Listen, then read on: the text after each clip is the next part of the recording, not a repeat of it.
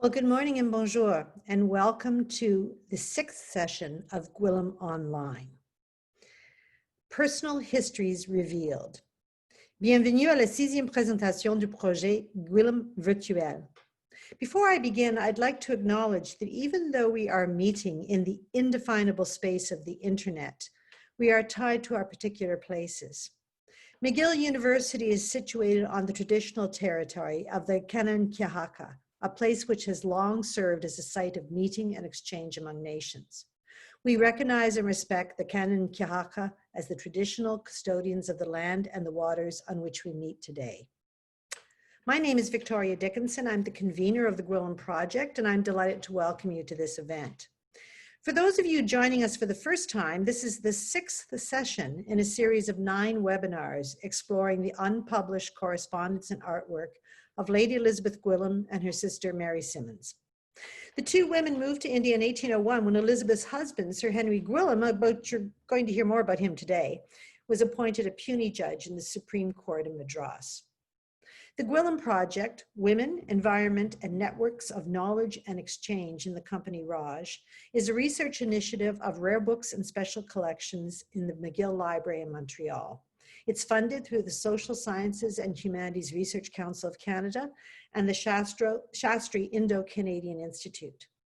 The Blacker Wood Collection at McGill holds the paintings of birds, fish, and flowers by Elizabeth Gwillim. Mary Symonds' portraits and wonderful landscapes are held by the South Asian Collection Museum in Norwich in the UK, and the sisters' rich correspondence to family and friends is in the British Library. So this project brings together not only virtually the Gwillim archive, but also an international network of scholars from diverse fields in Canada, the UK, India, and the United States. So a special welcome to the members of the research network joining us today. We'd like to thank all those who've made this event possible, in particular Dr. Anna Winterbottom, our symposium coordinator, and Lauren Williams, the Blackerwood librarian.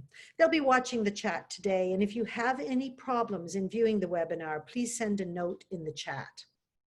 This webinar is being recorded, and you'll be able to view it later on YouTube, along with the other webinars. We'll be sending the link as well as information on our upcoming presentations in Gwillim Online to all who registered today. It's my pleasure now to introduce the moderator, who I think some of you will know, V. Sriram, who's joining us for a second time. Sriram is a chronicler of the social and musical history of Madras, now Chennai. He has a bachelor's in engineering from the Delhi College of Engineering, followed by a master's in business administration, specializing in marketing and advertising from Delhi University.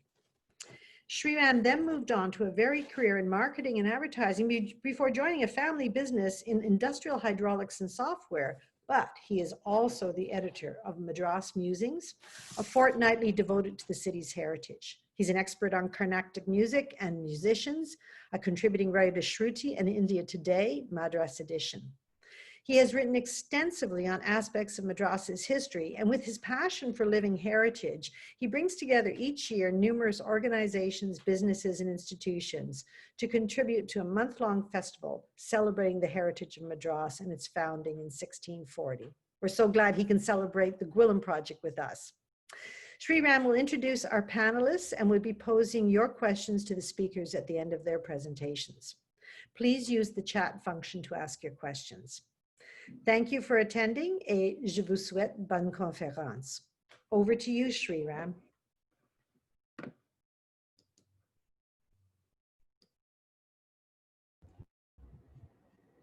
Thank you for that introduction, Dr. Victoria. Good evening, everybody, and it gives me great pleasure to introduce the two speakers for this evening. Evening in Chennai, where I am at this point of time. Arthur MacGregor was formerly a curator in the Department of Antiquities at the Ashmolean Museum, Oxford. His interest in India has developed in his retirement. He is presently an Andrew W. Mellon Visiting Professor at the Victoria and Albert Museum Research Institute, with the aim of producing a web presentation on the East India Company's museum between 1798 and 1879. He continues to edit the Journal of the History of Collections, which he co-founded over 30 years ago. Our second speaker is Patrick Wheeler, a retired specialist hospital physician with an academic and clinical background in Oxford, London, and Southeast England. Now independent historian and author on Indian history, particularly the British period. He is also, most significantly, the transcriber of the Gwillim Symonds letters. I now hand over the mic to Arthur MacGregor, and then I will be back again once he finishes.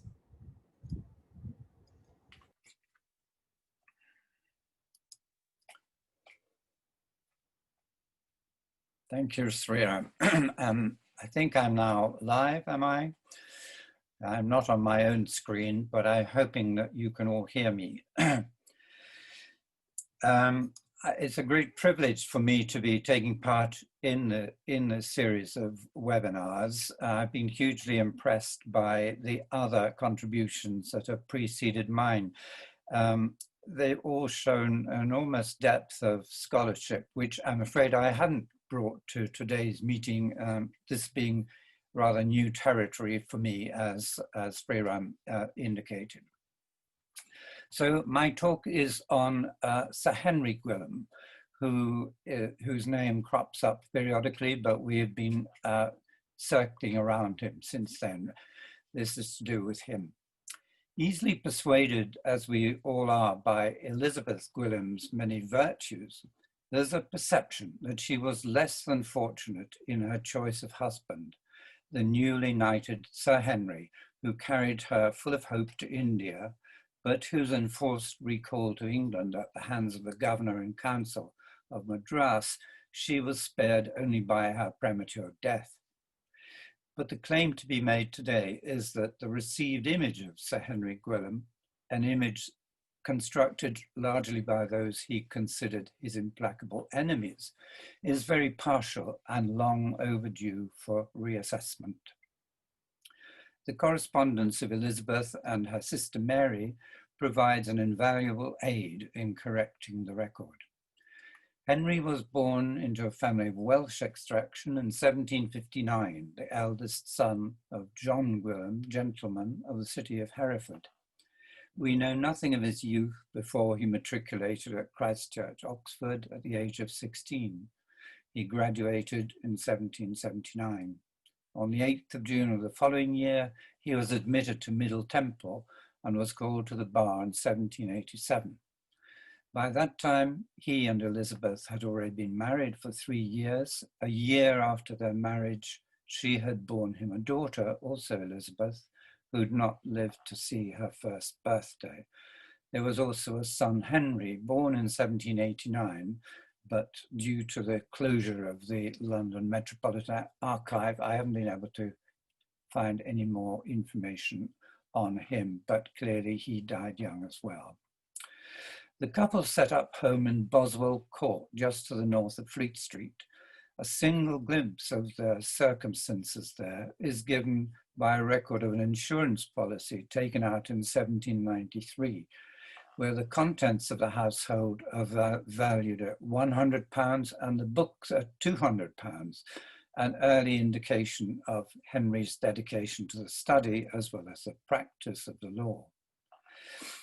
Gwillim's exceptional abilities within his profession were soon recognized, for within 7 years of his admission to the bar, he'd been appointed Chief Justice of the Isle of Ely. This is a district of East Anglia, not an offshore island. More concrete evidence that Gwillim's energies extended beyond administering the law to its codification and rationalization emerges first with his preparation of a fresh edition of Matthew Bacon's New Abridgment of the Law in 1798, and 3 years later with his own collection of acts and records of Parliament respecting tithes, acknowledged as a work highly esteemed and frequently quoted. The year 1801 was a frenetic one for the Gwillims.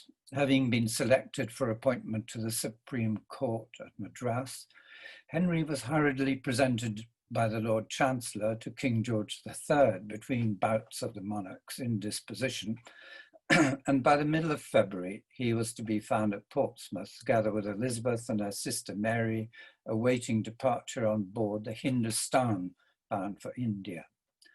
As an aside, It's interesting that neither Henry nor the newly elevated Lady Gwillim evidently set much store by the knighthood that accompanied his appointment. It adds nothing to the respect of his situation, Elizabeth wrote to her mother, but he was desired to accept. It's also noteworthy that throughout her correspondence, Elizabeth continues to refer to him most frequently as Mr. Gwillim and only occasionally as Sir Henry. No one could fault Gwillim for the industry displayed in his new post at Madras. 3 judges had been assigned to the court at its establishment by Act of Parliament in 1800. Gwillim and Sir Benjamin Sullivan as puisne judges of first instance, and Sir Thomas Strange designated the Chief Justice, a distinction that would become the subject of disagreement among them at a later date. Sullivan was already a veteran. Over 20 years' service in India had taken a heavy toll on his health, so that he suffered repeated and prolonged bouts of illness and absence from duty.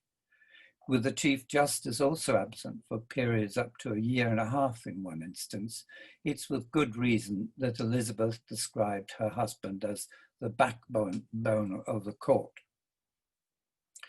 Both Gwillims suffered in their new environment. At an early stage, Elizabeth reported to her sister Hetty, "Mr. Gwillim and I have been great martyrs to boils and prickly heat, which to a person so irritable as Mr. Gwillim is a perfect misery." Elsewhere, she describes how every part of back, breast, arms, and hands is covered with a thick scarlet rash and would require 100 hands to rub every part that itches. As for Mr. Gwillim, he had 4 pair beside his own in constant employment, and he was so little able to bear a disorder that requires so much patience that he made himself quite ill. It's quite a powerful picture there. Fevers and agues evidently returned to plague him at other times, and it might be suggested that these afflictions go some way to explaining Sir Henry's extreme behaviour on occasion. Expounding on the effects of prickly heat, for example, the governor of the day, Lord Minto, writes, "To give you some idea of its intensity, the placid Lord William Bentinck has been found sprawling on a table on his back, and Sir Henry Gwillim was discovered by a visitor rolling on his own floor, roaring like a baited bull."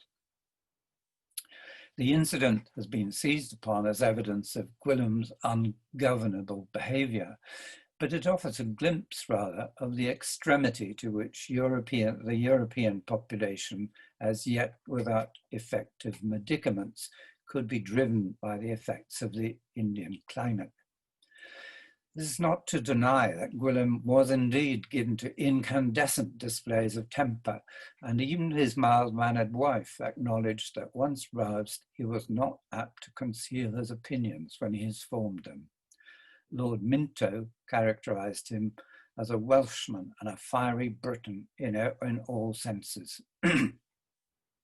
On the other hand, the letters written from Madras by Elizabeth and Mary show a much more humane character than that given him by the increasingly hostile European establishment, inconsolably crying all day at news of the death of a friend, and almost in tears at the loss of Elizabeth's pet canary, delighting at the arrival of a favourite pepper and salt coat, ravished with his shoes and boots, and delighted with silk stockings.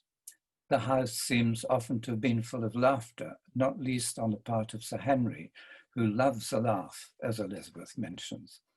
The 2 sisters invariably write of him with affection, indulgence, and respect, but with no hint that he brought his notorious ill humour home with him.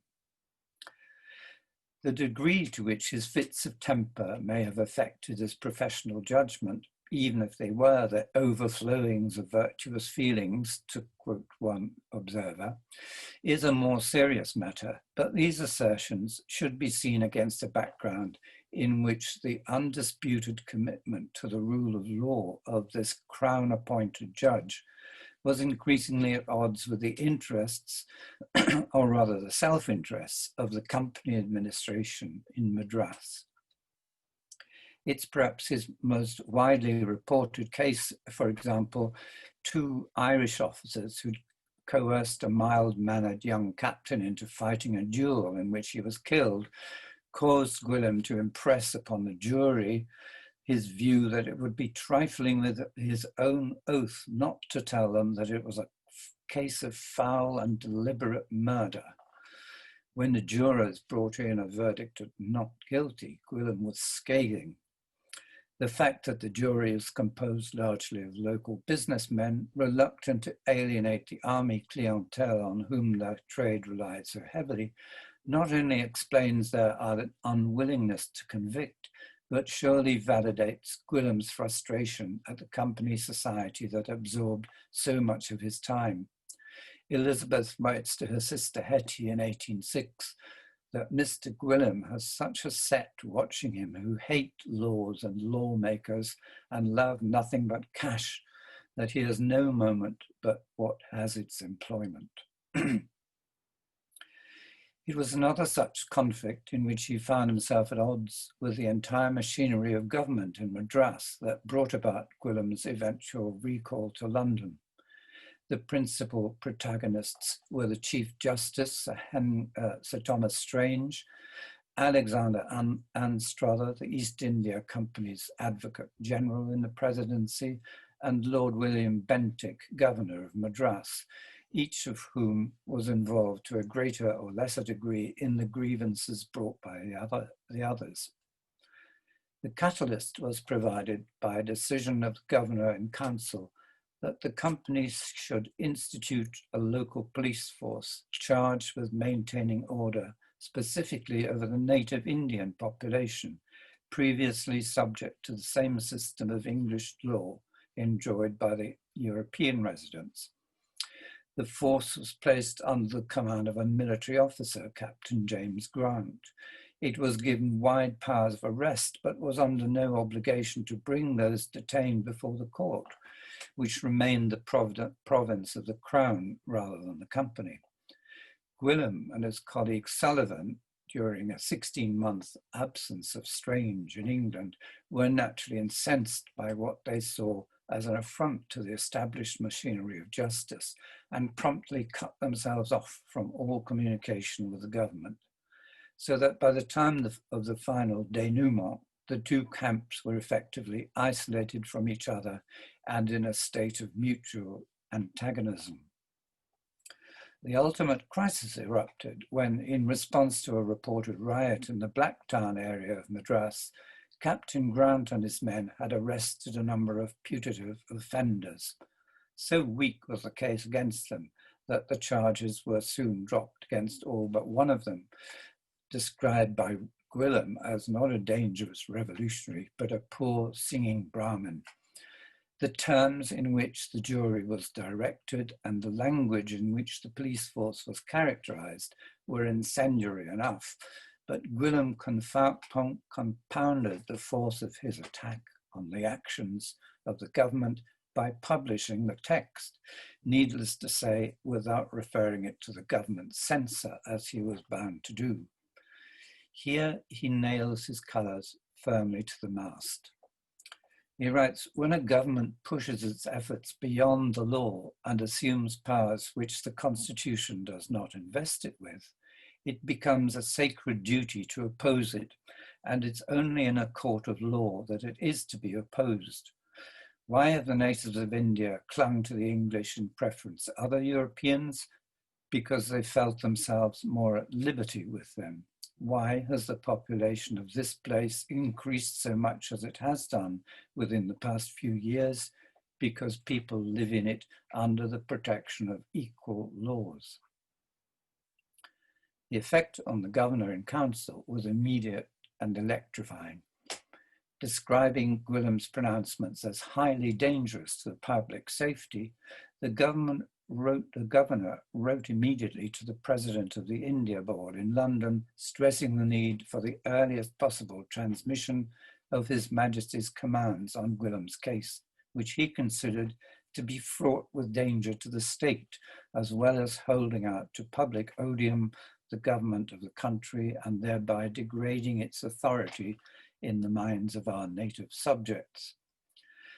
The question of the Chief Justice's authority over the two puny judges, long disputed by Gwillim and Sullivan, who insisted on their independent authority, was brought into play again. The two judges had independently proposed the appointment to the court of translators fluent in Hindi and in Persian. Strange opposed the idea and insisted that if the proposal were to be made formally to the government, his dissent was to be made clear. Again, they'd simply ignored him.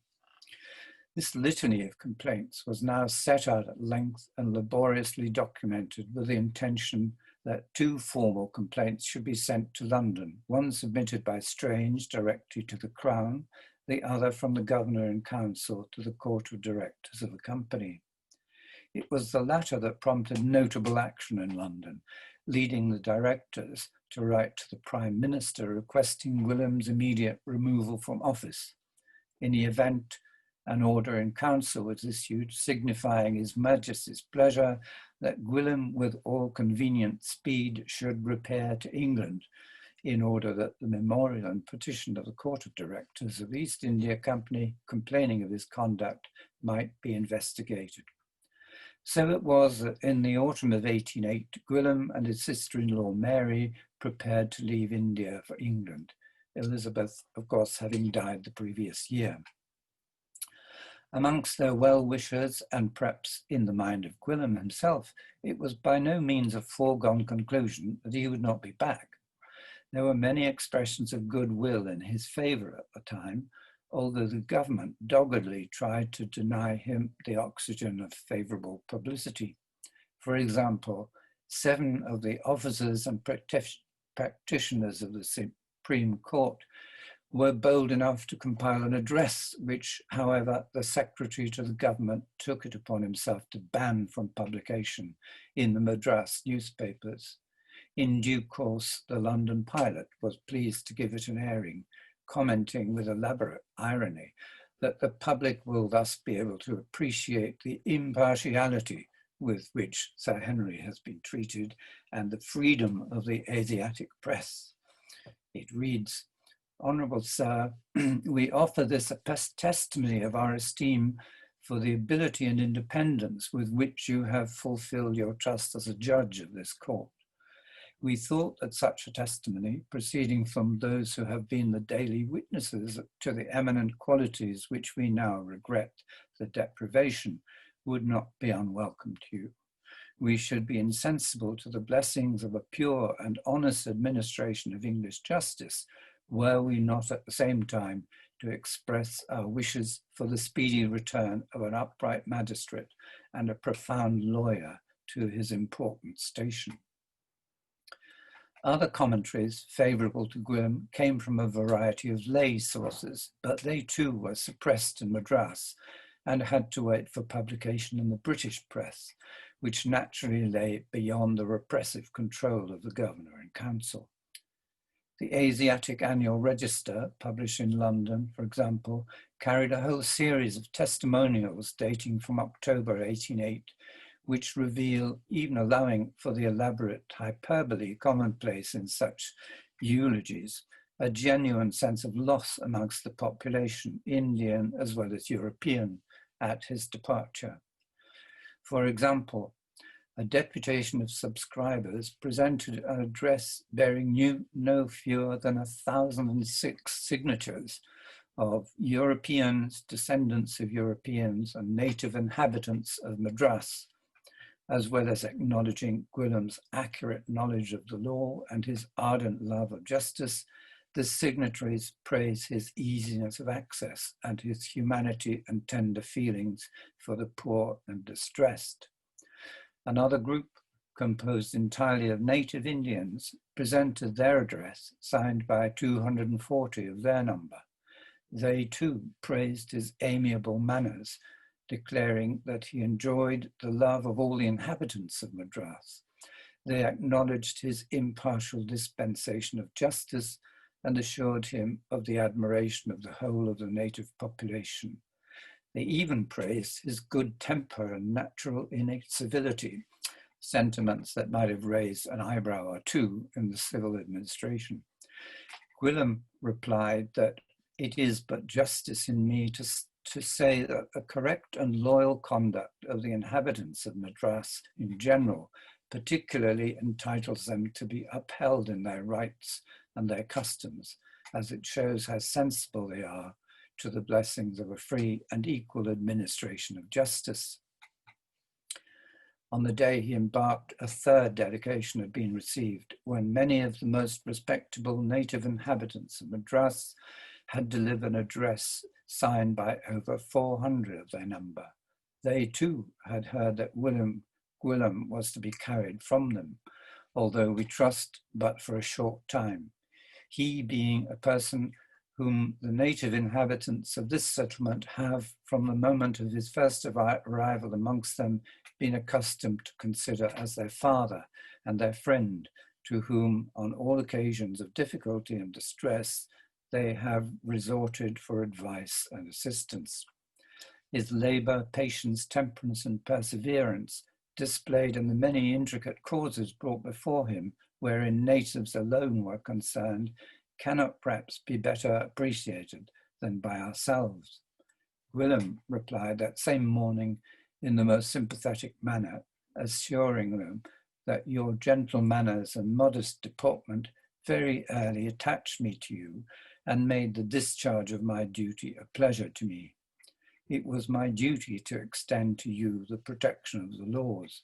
It was my duty to administer your own laws to you, pure and such as I found them, in your most revered authorities.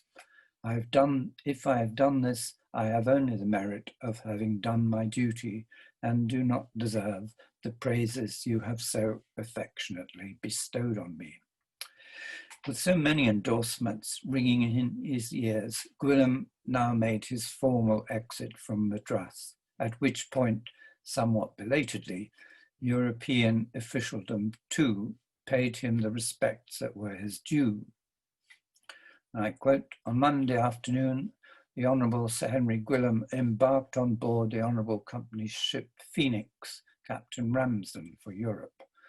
Sir Henry was met at the beach by His Excellency Lieutenant General Hay MacDowell, Commander-in-Chief, the Honourable Sir Benjamin Sullivan, Knight, and a most numerous assemblage of European and native inhabitants of this settlement, the principal Khans of the Mussulman and the heads of the Hindu castes personally paid their respects to Sir Henry Gwillim prior to his reaching the boat, and a few of them proceeded with him on board.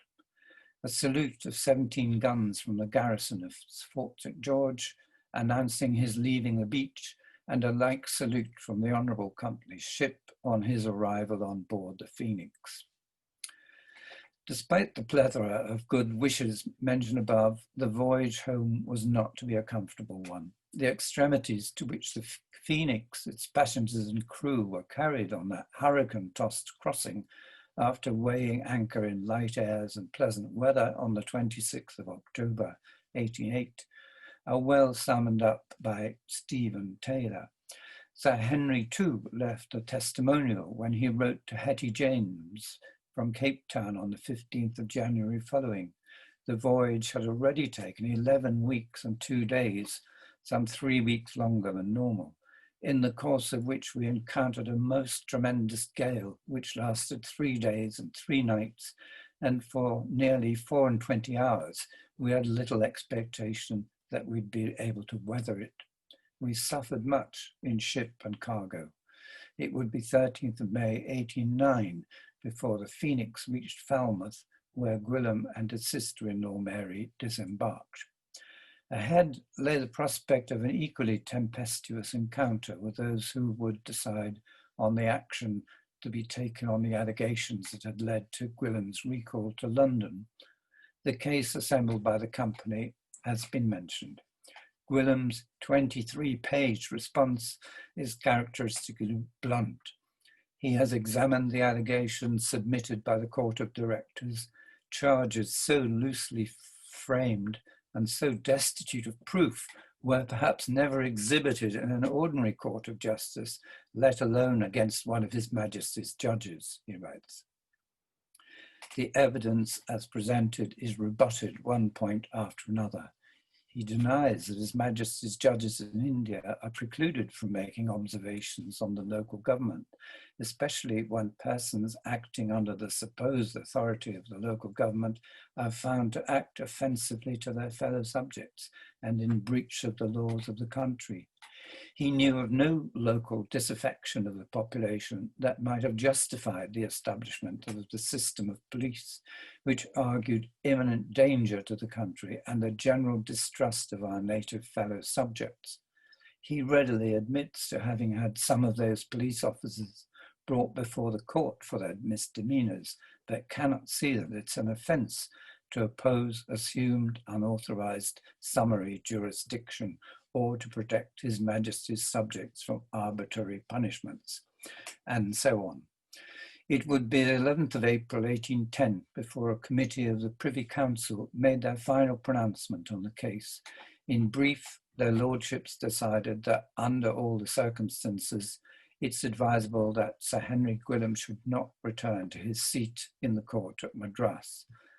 Had they gone further, Gwillim had made it clear that there are many witnesses in India whose testimony will be material to him, and he cannot possibly dispense with the personal examination of Sir Thomas Strange, Chief Justice of Madras, and Mr. Anstruther, the company's advocate there. They recommended that he should retain his pension of £100 a year, and from what we know of his subsequent career as a magistrate in Sussex, he suffered no adverse response from the legal establishment in England. We shall have to leave that part of his life aside today. Popular assessment of him at the time of his death was sympathetic and not in any way tainted by his earlier falling out with the East India Company. It would be entirely understandable if, amongst the legal profession in particular, his defense of the rights of the court in Madras had attracted more support than it enjoyed from the Honourable Company. One obituary characterizes him thus: his learning was deep and accurate. As an author, his industry and research was unwearied. As a judge, his integrity and independence were uncompromising. Thank you, ladies and gentlemen. I now return you to Sriram.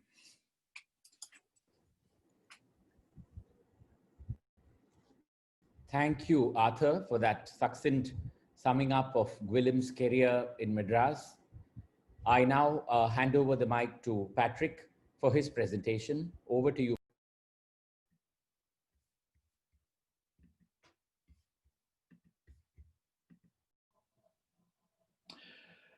Good morning and good afternoon.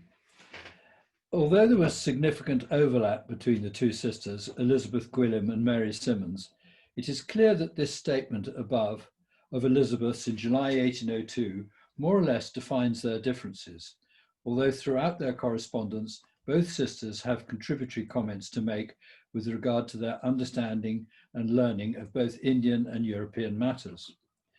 Their thoughts were put down on paper in letters to their sister Hetty in London, and some to their mother, mostly via Hetty. The writing of these letters was dictated by the availability of ships sailing to and from England, which in turn was dictated by the timing of the northeast and southwest monsoons. The sea and its ships were therefore the thread that bound them to their homeland, assuredly where they most wanted to be. For the most part, they lived close to the sea in San Tome, and from the roof could see the arrival of ships from the south to their right and the responding signals from Fort St. George to their left. They anxiously watched and wondered whether the next batch of letters from England, after some months' silence, could bring bad news. Doubtless family in England was doing the same. They all, of course, lived in uncertain times. Soon after arrival, Elizabeth plunged enthusiastically into the world of India and its people, and like so many visitors since, and probably before, she undoubtedly fell in love with that fascinating country. She was mesmerized by so many aspects of life there and from the start admired the people, their culture, and even the weather. In her first letter home to her mother, soon after arriving, she describes the trees and grass as having the fresh verdance of May in England, and how the trees and plants bloom almost constantly, and how similar they are to the parks and gardens of home. She continued to be delighted by the new plants, vegetables, and fruits that she saw around her while driving out in the countryside.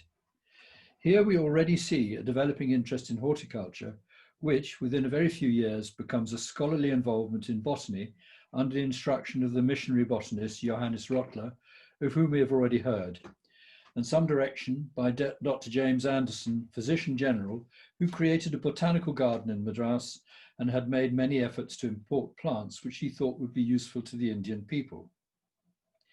It is clear from the start that we are reading the thoughts and observations of an intelligent and curious mind, one that had been, like all women of those times, denied a conventional academic education. This was not going to stop a passionate interest in everything to do with the people of India. As she herself said, "The more at ease my limbs are, the more my head is at work, and I'm thinking of 1,000 things I want to do in this country."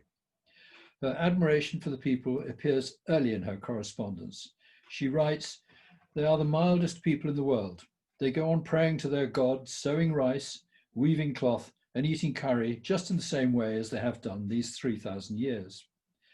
On the face of it, this might sound patronizing, but in her case, it is evidence of her genuine appreciation and wonderment. She further notes that despite multiple invasions and occupation, they seem to have no pleasure in or thought of revenge, and perhaps somewhat smugly, but betraying her feminist inclinations, she goes on, they have the virtues and the vices of us women, patient, mild, and attentive." Understandably, perhaps she is not without some critical opinion when she writes, "Their frauds are like those of children, and they have neither shame nor fear when they are detected." She admires their appearance and their dress, saying their natural grace exceeds what we see represented in the finest ancient sculpture. All of them have a graceful manner of walking beyond our best public performers. When a set of these women walks from the well with their bright vases on their heads, they look more dignified than you can imagine, and their flowers they add to their dress any feast time gives them an air of gaiety that is very pleasant. And she continues, the very poorest of the Hindus look clean, even the castes that do nothing but mend the roads. The women are very pretty, they will carry a load that a strong man cannot easily raise. However, the men set it on their heads where they seem able to bear it, and they walk with infinite cheerfulness and spirits. It is abundantly clear that Elizabeth Gwillim greatly admired these people, and her observations are as accurate and familiar to anyone who travels in rural India today as they were then. She was impressed by their cleanliness and personal care, and their lack of distasteful personal habits, but she was by no means in the least shy of criticizing her own kind in this respect. As she says, "I own I have often been not a little ashamed to hear of one of my country people swear at them for beasts and dirty devils, who in 10 minutes has committed 10 things that would disgust these people." She was, on the other hand, less impressed with the personal life and behavior of the outcasts, or pariahs to her, although sympathetic to their unprivileged status. She described them as lazy and extravagant, with no concept of chastity, and it became clear to her that caste dictated behavior as it did so many aspects of Indian day-to-day life. The closest an Englishwoman got to an Indian was in dealings with her staff, of which there were, to quote, half 100, whereas at home there would be, according to her, 2 maids and a man. This number of 50-odd servants was not so unusual. Fanny Parkes, 20 years later in northern India, and also Emma Roberts, had a similar number, although in a fairly ordinary civil servant's household. The need for so many was not always wanted and was surprisingly expensive. Fanny Parkes quoting £290 sterling per year, or £30,000 today, allowing for Bank of England calculated inflation. Numbers were greatly driven by religious differences among individuals, which dictated those tasks that it was permissible for each to do, and there was little concept of multitasking. Individual servants had very defined roles. She covers these topics in comprehensive detail in her letter of the 12th of October. Of 1804. Young women of lower castes, the plural being deliberate, there being several castes even in the lower echelons alone, were often sold by their mothers into marriage, concubinage, or service, the fathers being long absent, and the proceeds spent on food and drink. Elizabeth's personal servant, Popper, is a clear example, having been bought into marriage and discarded twice, the first time by a Dutch ship's captain who had bought her aged 10 for the equivalent of £85 sterling then, or equal to about £6,000 now. For that kind of money, it is little surprise that human beings became a commercial proposition. She became Elizabeth's devoted servant and was greatly admired by her. Learning a little English in such roles enabled a better chance of later employment for these girls. At the other end of the scale were the high caste young men working as dewbashes, articulate, well-educated, and able to speak and even write up to 4 languages. Above all, they were dependable, but to her evident disappointment were often unreasonably treated by British men of the same age. She goes on to list a number of the other servant roles and their wages, and one has to feel impressed by the interest and sensitivity that she demonstrates. She particularly emphasizes how even the most ordinary Indian servant will show attention and tenderness in illness or difficulties to both employer and their own kind. Rather depressingly, she goes on to say that even those who beat them and abuse them acknowledge that their care and illness is beyond all things. It is probably true to say that such people would equally harshly treat any of their English servants at home. Mary Symonds showed her interest in the local people in a different way. She painted them delightfully in their natural contexts, and these paintings are held by the South Asian Collection Museum in Norwich, England. She also gave a rare account of life in a zanana, effectively a harem, there being no men allowed in other than immediate family. The only other description in these early years was by another Englishwoman, Fanny Parks, in the late 1820s. Mary's description gives a vivid account of contrasting finery and squalor and contrasting beauty and viciousness. As she herself says, this description will give you an idea of great order, delicacy, and magnificence, and yet nothing can be more disorderly and offensive than a zanana. Intelligent curiosity being a major part of Elizabeth Gwillim's persona, she felt a need to understand not only the day-to-day life of the Indian, but also his beliefs, languages, religious practices, and history. As she said in a letter to a friend, it is a pleasant country for those who have any curiosity to know the history of the world. For many, perhaps the majority, it was rather different. As Elizabeth noted very early in her time there, we talk a great deal to the servants, some of whom are very good and intelligent. Indeed, they are the only people to inquire of, for few of the white people care of anything but having it all as like home as possible, and have no pleasure in inquiring into the customs of the people or the productions of the place. To further her understanding, she learnt a local language, which she calls Gentoo, which was assuredly Telugu. She could read, write, and speak this, although less so another local language then called Malabar, but obviously Tamil. This facility enabled her to study documents and have conversations with learned Indian sources relating to her interests. She gave full accounts of Hinduism in her letters of July 1802 and March 1804, which impressed with their enthusiasm, although experts might dispute their accuracy. With her new language ability, she obtained and translated a document which she calls the Sthala Puranam, purportedly a history of St. Thome where they lived. Unfortunately, this never reached England as it went down with the ship Prince of Wales in June 1804, along with many women and children known to the sisters. The accuracy of her accounts is, I think, less important than the fact that here was an Englishwoman sufficiently interested in these subjects to seek a wider degree of understanding and knowledge, and to relate it all to her family. How many others would have bothered?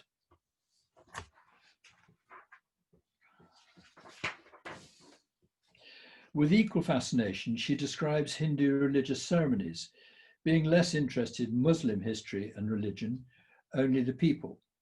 She relates details of small local ceremonies, such as the sacrifices of a sheep for their own garden workers, the feast of Pongal, or for the sun at the turn of the year, mostly specific to Tamil South India. And Mary Symonds describes a ceremony of atonement for the killing of a hooded cobra, sacred in those parts, over which she personally takes a rather dismissive view.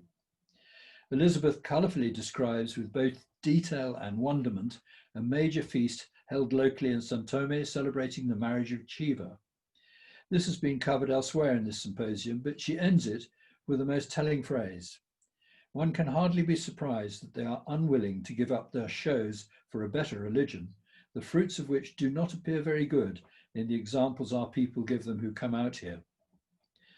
In a letter of October 1804, Mary Symonds makes the rather sweeping remark, "Here we are masters of the soil, enabled by Indian disunions and distractions."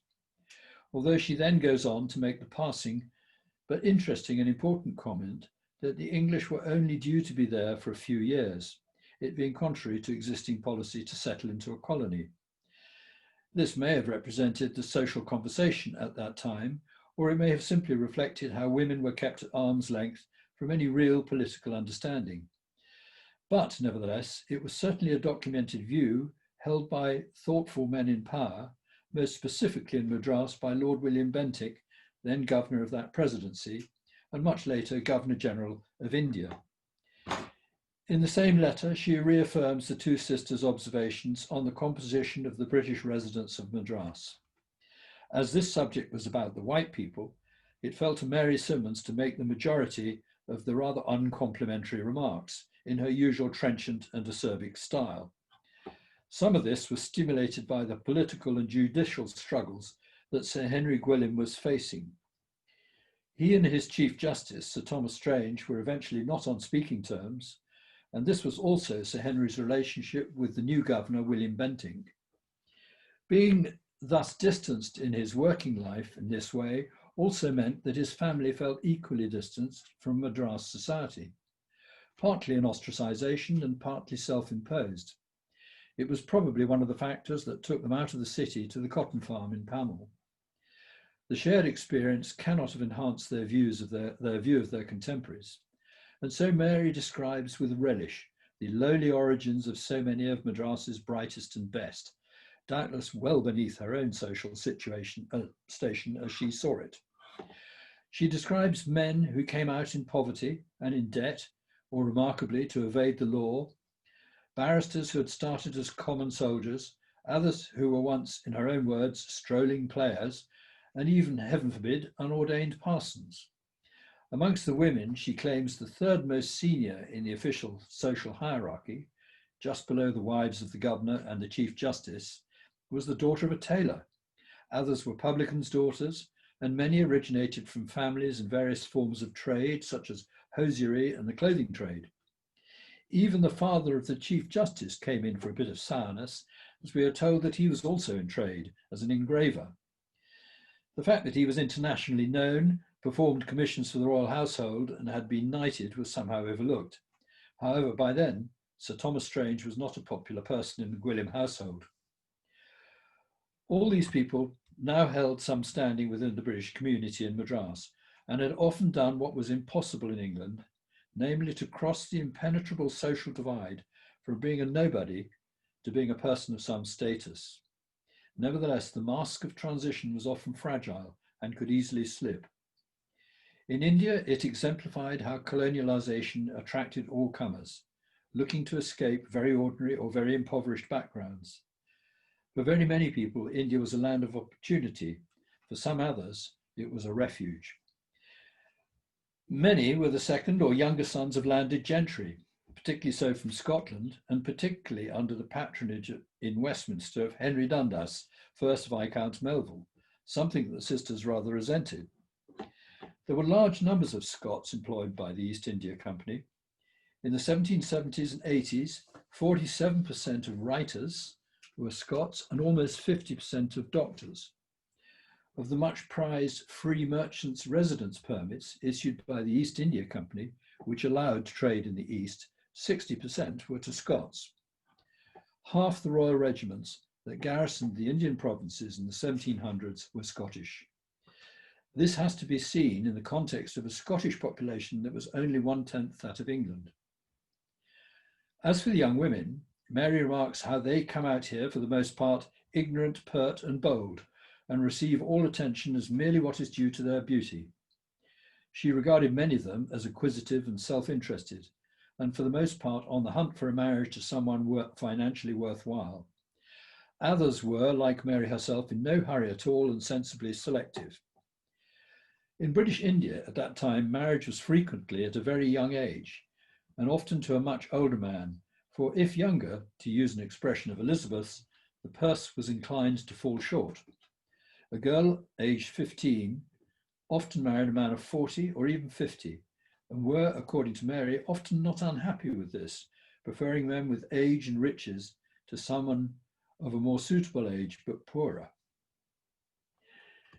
It was a different story for the young European male in India, who outnumbered the women by about 16-1, had usually gone out to India at the age of 16, and were mostly not of interest to young British women as potential partners. It is not surprising, therefore, that they formed relationships with Indian or Anglo-Indian women. Although many of these were stable and lasting, their overall lifestyle led to potential risks of alcoholism and of disease. Older wives of the upright citizenry, such as Elizabeth Gwillim, felt an obligation to accommodate young cadets or civilians in order to protect them from what seemed to them to be all too prevalent vices, and this was not uncommon practice at that time. Many young men lodged with the Gwillims, even camping out without bedding on the sofas in the verandas. At other times, 2 or 3 stayed in the house in St. Thome, whilst the family were in Pamel.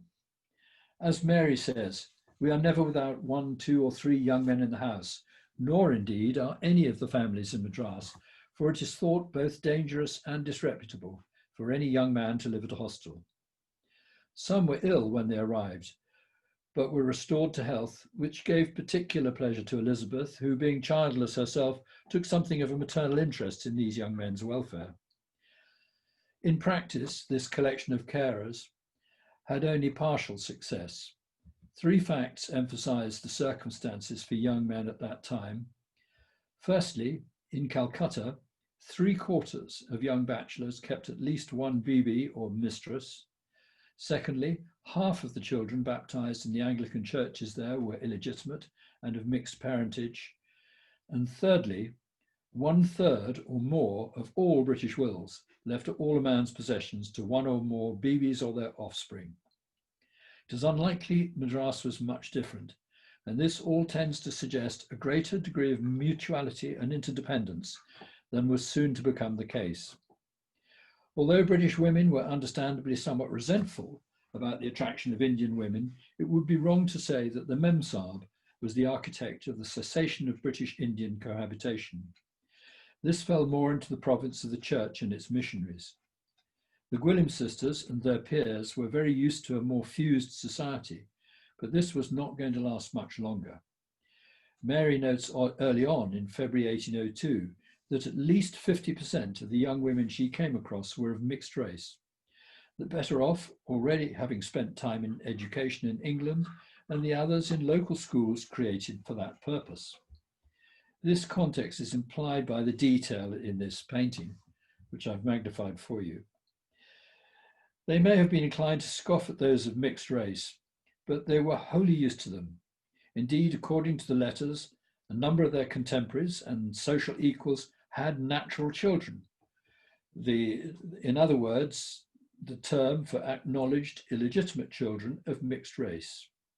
These included Mr. Strange, most probably one of the brothers of Sir Thomas Strange, Chief Justice, Sir Henry's brother judge, Sir Benjamin Sullivan, and Dr. James Anderson, physician general, polymath and philanthropist. James Anderson's daughter was highly thought of by the sisters, having evidently had an exemplary English education, giving her the essential social graces. Little has been said of the sisters' botanical, horticultural and zoological interests, and nothing of their remarkably successful painting, as these are all the province of other speakers. Although she fulfilled her potential in many respects, she was sadly never able to develop her work further because ill health overtook her and she died quite suddenly in December 1807. The only collected letter of that time is earlier in that year by Mary Symonds, and there is no mention that Elizabeth was unwell. In fact, she was delighting in some almonds that had just recently been sent to them. The monument to her death in the floor of St. Mary's Church, Madras, is a stone slab austerely inscribed in Latin. A far better monument is the combination of her paintings and her letters.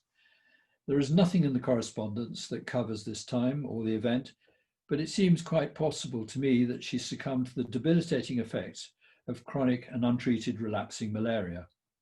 On at least 3 occasions, she mentions in her letters the ague or a shaking chill associated with fever, for which she would often take cinchona bark, which of course contains quinine.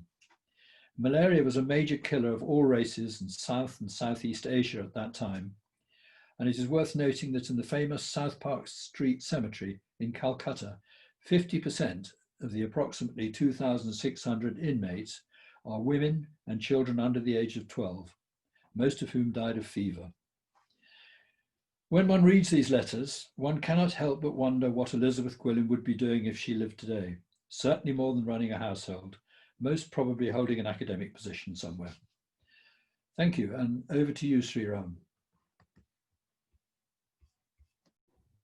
Thank you very much, Patrick, for that wonderful presentation. Do we have any questions from the participants, or should I begin with mine? Okay, so I'll start with mine, and I'd like to pose my first question to Arthur. Are there any details of the legal cases that Henry presided over while he was judge in Madras? Any idea about the kind of judgments that he? Yes, I have only seen those that were reported very often, very belatedly in the press, which is not, of course, doesn't really cover his everyday work at all. I would like to be able to pursue that a bit further. I don't actually know at the moment to what degree there is a serial record of all of the cases that were heard in the Madras court. It would certainly be of interest to me and to other participants, I suspect, to be able to see the range of cases that he was involved with. Only the most notorious ones ever reached the press.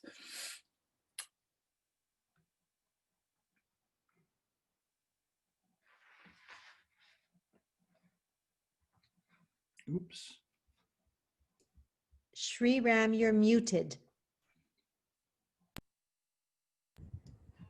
Very interestingly, I find that the cases that came up on appeal before the Privy Council from Madras, they are very well documented, and some of them are available in the public domain as well. But I am not very sure whether the Supreme Court of Madras's documentation is all that very extensive and whether we do have the archives. But if we do, then I'm sure they're going to be very interesting to look at.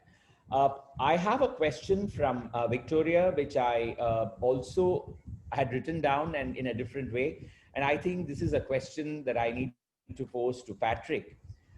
The Gwillims come across as a very modern couple by way of their thinking and their actions.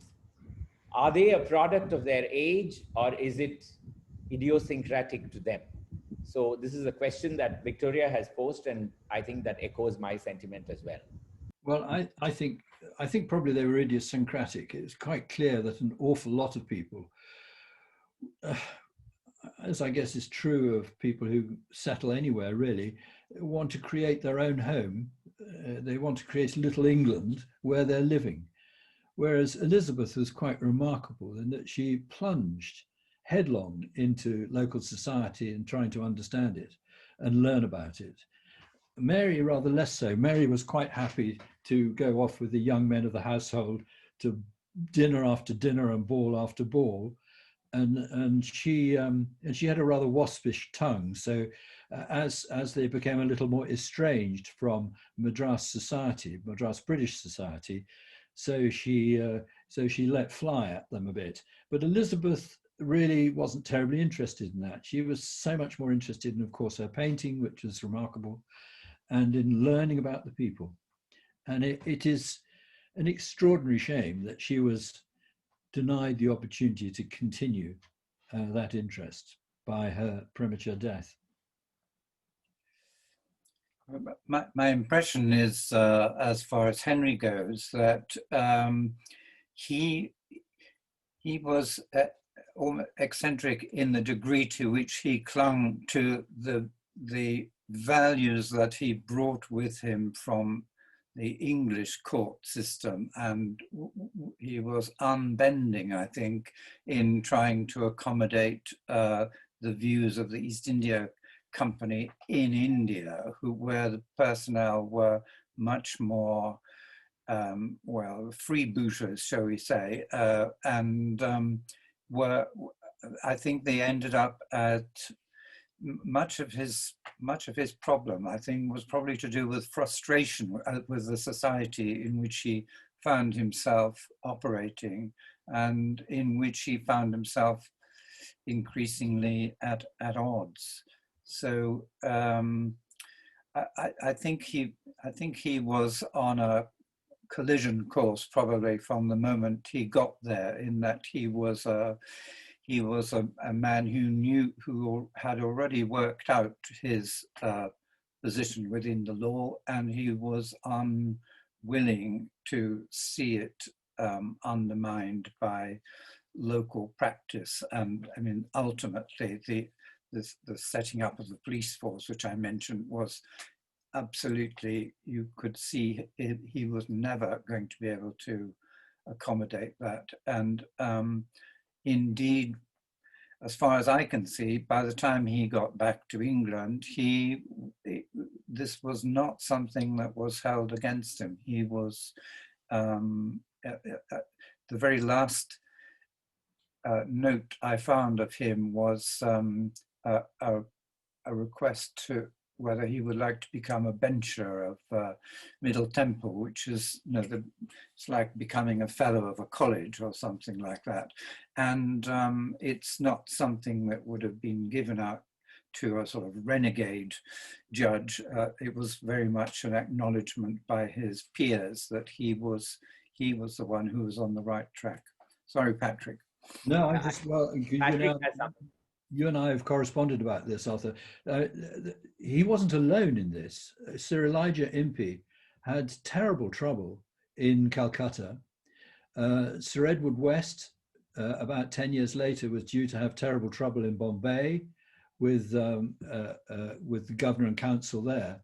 And even in the fourth presidency, which doesn't get much of a mention, which is then Prince of Wales Island, Sir Edmund Stanley had similar problems. And all this is documented. So I think he was doing the right thing. The trouble is, the particular problem he had is that he wasn't backed by his Chief Justice, because Sir Thomas Strange had a hidden agenda. And he'd sort of palled up with Bentinck, and they really wanted to change the situation there. And I think it is well documented that Bentinck wanted to destroy the Supreme Court and change it to a different kind of, go back to the mayoral court system in the provinces. And it's a very interesting subject, which has been little examined. Thank you for that, Patrick. All I can say is that things haven't changed all that much. Have several instances of the judiciary and the establishment, and this keeps going on all the time. So I have a couple of very interesting questions coming up here. Emily Zinger wants to know, she's asked about the lives of Henry and Mary after they left India. Henry's life, I think, has been summed up admirably by Arthur in his presentation. But what do we know of Mary's life after she went back from India? That, I think, is a very interesting question indeed. Would either of the panelists like to answer that? Well, I can certainly try. Mary obviously was sufficiently terrified by the hurricane that they sailed through, that in the middle of rent topsails and crashing booms, she fell in love with the ship's captain. And so which was Captain John Ramsden, and they got married on their return to England. And they had one son who went to Charterhouse and Cambridge and was a lawyer, but he had no issue. So the line ends there, if I've remembered the details correctly. And nobody quite knows what happened to her paintings over the intervening years, but they are now all collected in Norwich and are lovely. Well, Henry, I think I just mentioned that Henry became a magistrate in Sussex. There's quite a lot of information about the house which he bought there. He married again another Elizabeth and had a daughter, again Elizabeth, who in turn married. And so he lived to a ripe old age, and he continued to be just as feisty as he ever was. One of the cases, I mean, the cases which he was dealing with were perhaps on a rather smaller stage, to do with, there was one about someone having grazed their cattle inappropriately in someone else's field, which he was required to try, and he found very much in favor of the farmer whose field was being used. And the fact that the cattle were owned by the Lord Chancellor of England, I seem to remember at the time, didn't faze him at all. He just went straight ahead with and applied the law as he knew he should. So yeah, he had a long, full, and perfectly happy career after he left. He was a victim of his own temperament, wasn't he? He was obviously a very honourable, intelligent, well-educated chap, but he just had a short temper. And he even his wife mentions that. She makes a statement, I can't immediately find it, but you know, Sir Henry is you know, can be bad-tempered, or words to that effect. He was undiplomatic and intemperate, I guess, which is a shame. Yeah. Yes. I have an interesting addendum from Victoria, who says that John Ramsden, the one who married Mary, was the son of the well-known Ramsden and Dolan instrument makers in London. That's true, yeah. A very interesting point. And then we have a question, a question from Abdul Urfi, who asks whether the Gwillim family traveled around much in India, or did they just remain confined to Madras for most of their stay? I think they remained in Madras for much of their stay. There is really not much evidence of yes, that. there were. There's a rather wistful comment about going up to Bangalore, which is higher and a bit, you know, in the hot weather, to get some respite.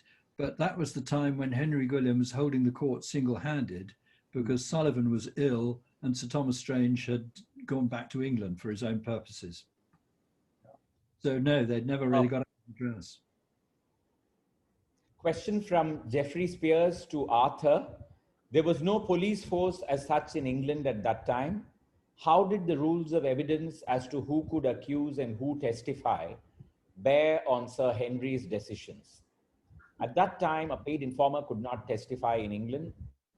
An exception was made after the Gordon riots. Guilt had to be established by independent witnesses. Yeah. Would you like to comment on that, Arthur? I'd love to be able to comment, but as I mentioned at the beginning, this is all rather beyond my ken. This is work that would be useful to be done, and yes, it's a question that I would like to be able to follow up when we all have the ability to get back to the sources that in which this might be.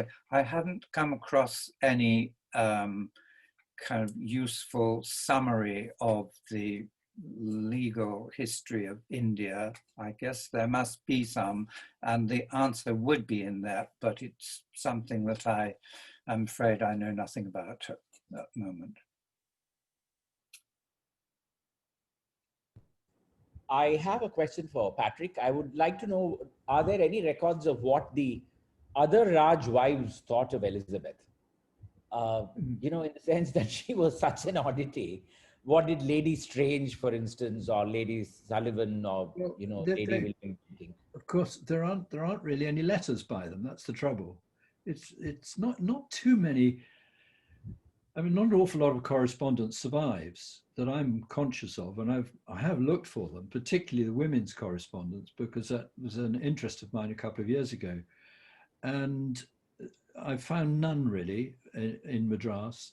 But she herself, Elizabeth herself, comments that she got on very well with Lady Strange, and she got on very well with Lady Clive before her, and also Lady Bentinck. So I think she was an equable person, but she began to feel embarrassed and awkward about the situation with her husband, and he was actually he was very much ostracized by his colleagues, not Benjamin Sullivan, but by Strange and Bentinck. He had a tough time.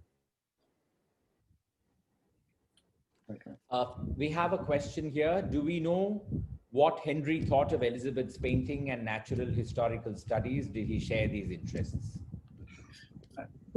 I do remember one of the letters in which Elizabeth says that he has started riding from court to home rather than being carried in a palanquin or whatever, because he wanted to, for the good of his health, and he was becoming interested in the natural history of the area. And I think he had no talent himself. She says that, I think it was she rather than her sister, who produced some drawings for him. So there were the inklings of a shared interest there, but he never had any pretension to be an artist himself, that I know of, and he seems to have been the most indulgent of husbands in that respect. I'd be surprised if he were other than completely supportive of her interests. I think he encouraged her to paint different subjects too. I mean, she was busy with her birds, but he wanted her to paint larger animals too, which I'm not sure she was so keen on. But he showed sufficient enthusiasm, at least, to suggest that. Yeah. I have just one comment, and it's more a query than a comment before we sign off.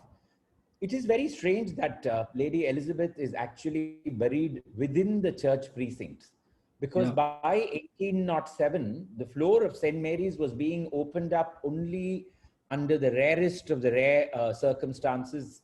Governors of Madras got that prerogative.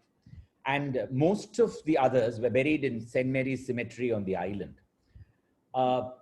Considering the fact that she was given this privilege, I would assume that she was better thought of by the establishment than her husband. It's a really good point. And actually, she's right by the door too. Exactly. So you walk over her, and every person who walks into that church crosses her bones. That's right. Yeah. So thank you so very much for patiently answering those questions. I'd like to hand over the mic to Victoria for her summing up. Thank you.